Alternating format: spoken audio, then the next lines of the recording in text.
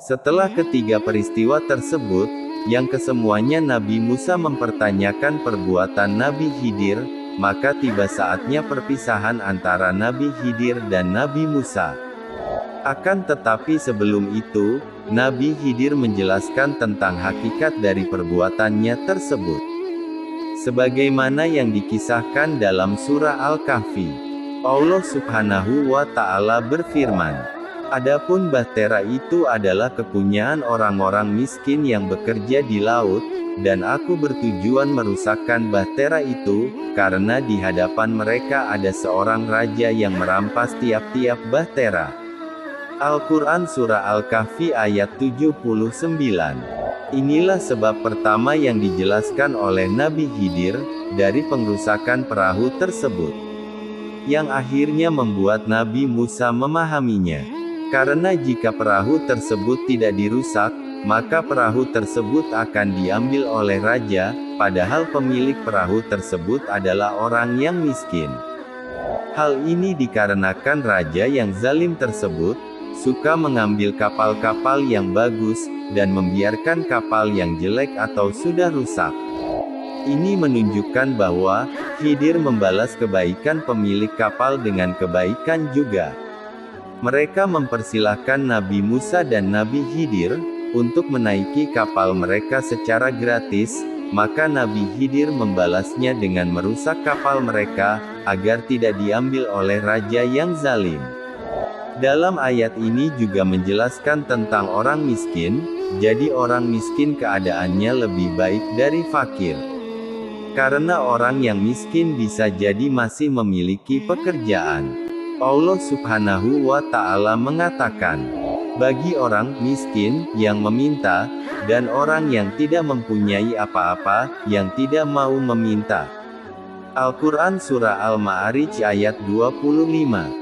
Dalam ayat ini Allah Subhanahu wa Ta'ala menjelaskan bahwa, di antara orang yang membutuhkan ada orang yang meminta-minta, dan ada orang yang tidak meminta-minta. Bisa jadi seseorang memiliki pekerjaan, dan zahirnya orang yang memiliki harta, namun ternyata dia adalah orang yang miskin, maka hendaknya kita bantu. Tidak harus kita membantu orang yang meminta-minta. Begitu juga dalam ayat ini, di mana orang-orang miskin tersebut memiliki kapal, dan mereka bekerja akan tetapi hasil pekerjaan mereka tidak mencukupi.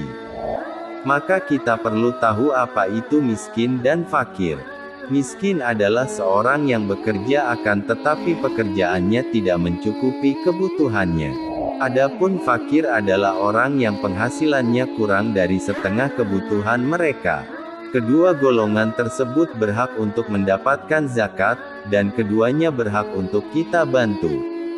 Oleh karenanya dikatakan bahwa, orang yang bersedekah sesungguhnya bukan yang didatangi, atau diketuk pintunya oleh orang yang meminta-minta, akan tetapi orang yang bersedekah sesungguhnya adalah, orang yang datang yang mengetuk pintu orang miskin, untuk memberikan sesuatu kepada mereka.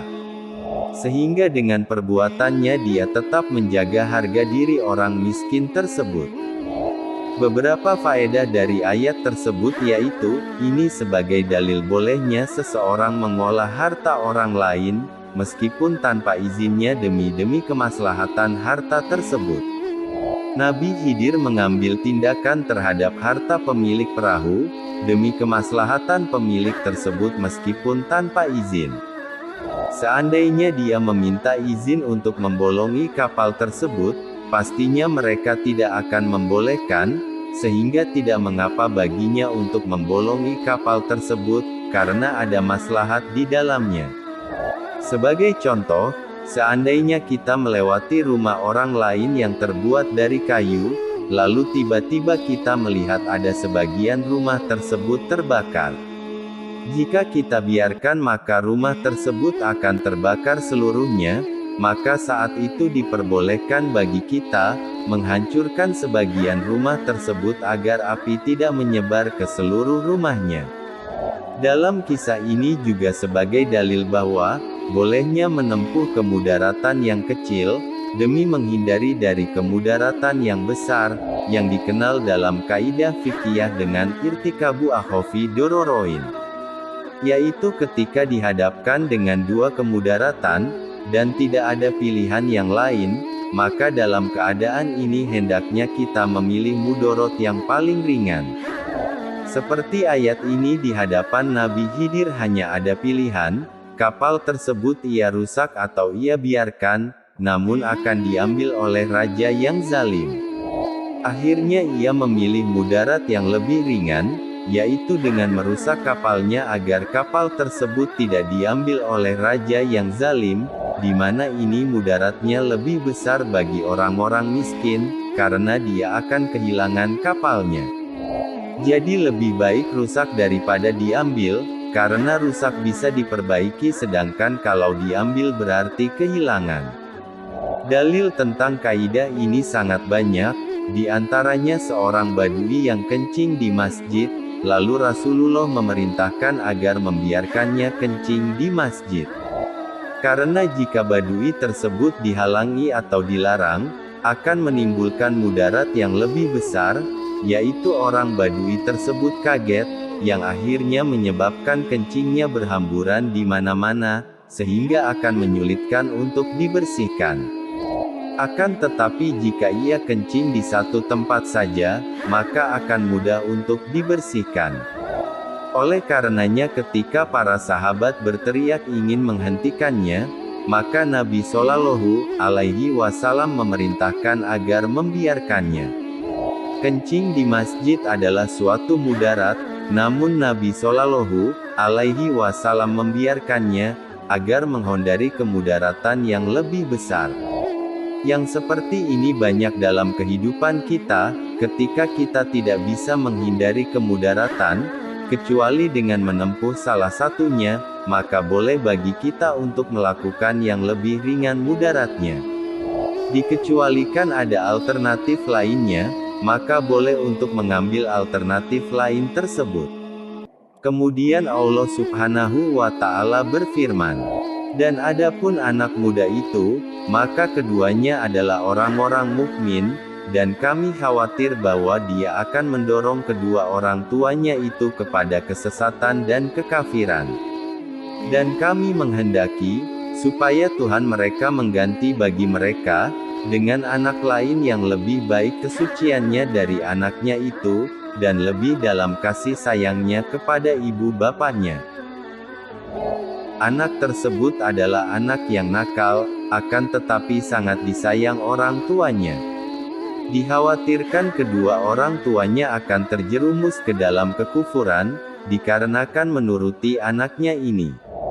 Oleh karenanya Nabi Khidir membunuhnya. Nabi Khidir berharap agar Allah mengganti bagi mereka, dengan anak lain yang lebih suci dan lebih sayang kepada kedua orang tua tersebut." Beberapa faedah dari ayat ini. Ayat ini sebagai dalil bahwa, pengaruh anak terhadap anak sangatlah besar. Memang benar pengaruh orang tua terhadap anak juga besar seperti yang disebutkan dalam sebuah hadits berikut. Setiap anak dilahirkan dalam keadaan fitrah. Kemudian kedua orang tunyalah yang akan menjadikan anak itu menjadi Yahudi, Nasrani atau Majusi, sebagaimana binatang ternak yang melahirkan binatang ternak dengan sempurna. Apakah kalian melihat ada cacat padanya? Maka begitu juga pengaruh anak terhadap orang tua juga besar, terutama jika orang tua sangat sayang kepada anaknya. Seorang anak bisa menjerumuskan orang tuanya ke dalam kemaksiatan, kekufuran, dan yang lainnya. Hal ini kemungkinan besar disebabkan karena begitu besarnya kasih sayang orang tua terhadap anaknya.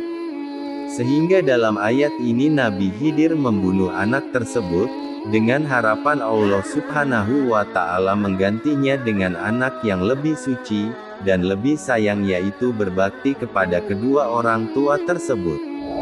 Ini adalah dalil bahwa bentuk berbakti adalah rasa sayang kepada kedua orang tua.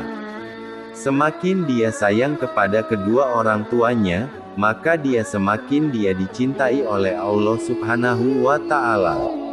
Anak-anak mana saja yang lebih sayang kepada orang tuanya, maka dialah yang lebih berbakti kepada orang tuanya daripada anak-anak lainnya.